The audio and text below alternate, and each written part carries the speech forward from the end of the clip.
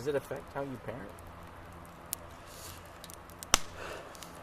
Like there's a lot made nowadays about, you know, younger people having mental health issues. Maybe we're not talking about, you know, a lot of parents do too. It's just maybe not spoken about as much. How does that affect the conversation between parent and child at home?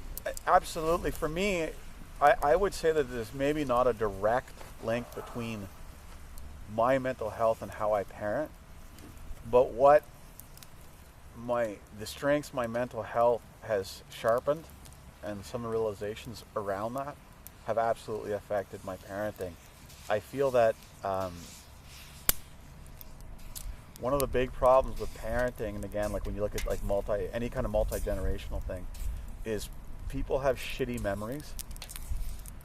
And by that I don't just mean like have bad memories, I mean like they have terrible memories. Like anybody watching this who's in high school, if you get all your parents together, and you talking about high school, everybody over 40 was cool in high school.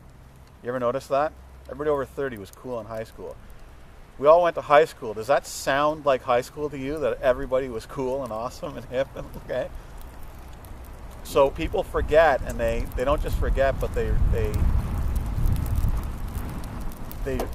create a new reality, if you will. For me, one of my universal principles is honesty. Starting with myself, though. Starting and ending with myself. So, you know, one of the smartest things I've ever done as a parent is actively remembering at times that I have no idea what I'm doing. You know, when my elder kids were teenagers, I'd never parented a teenager before. I don't know what, you know what I mean? Like, I have no idea what I'm doing. I'm doing the best I can. But I think a lot of people will say that and they'll nod, but they don't do it in the moment.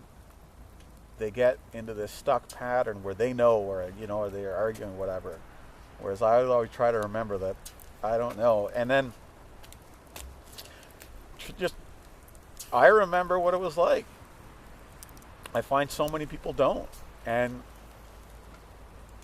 that's why, you know, like, I can honestly say my kids have never shocked me. Teenagers will do everything. They love that, eh? They shock you and everything. You will never meet a group of people who like to exaggerate more than teenagers.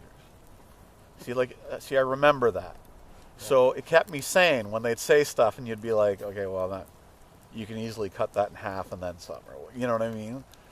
When we go back to mental health, or, you know, gender identity, some of the other ones we're seeing today, or sexuality, etc. Which is all connected, really. It is all connected, but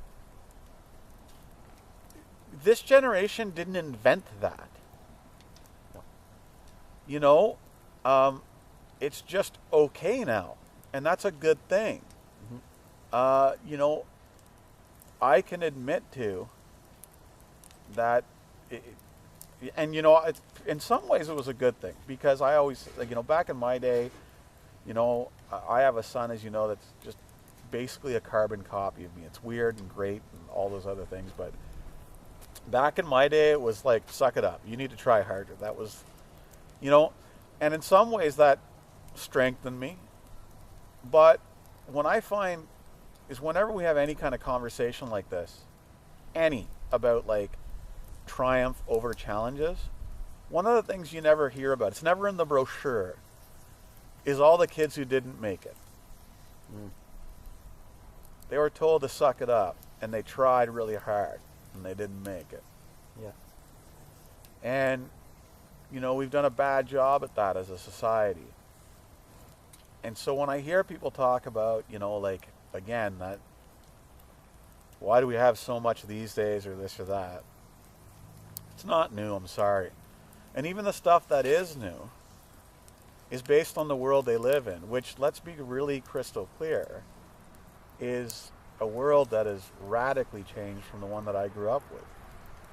You know, and it's all information-based advances. You hear about millennials this and millennials that, and you know what? They need to accept some of that. I know a lot of millennials, okay? But the thing that no one ever stops to talk about is a millennial didn't invent the iPhone. A millennial didn't invent the internet, and I could go on and on and on. Right. They just use them like the rest of us do, but they also grew up with them. So, just one example of that is they don't make plans because they don't have to. Right.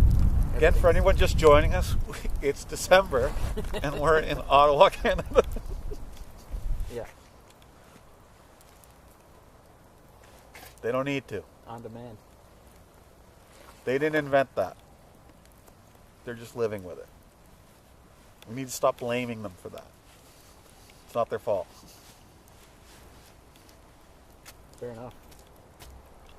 And that's how I am as a parent. I guess I'm a big fan of unconditional love and honesty, but if I had to put it into one word, my parenting style is pragmatic. I'm not positive, I'm not negative, just long ago I taught myself not to fear the truth.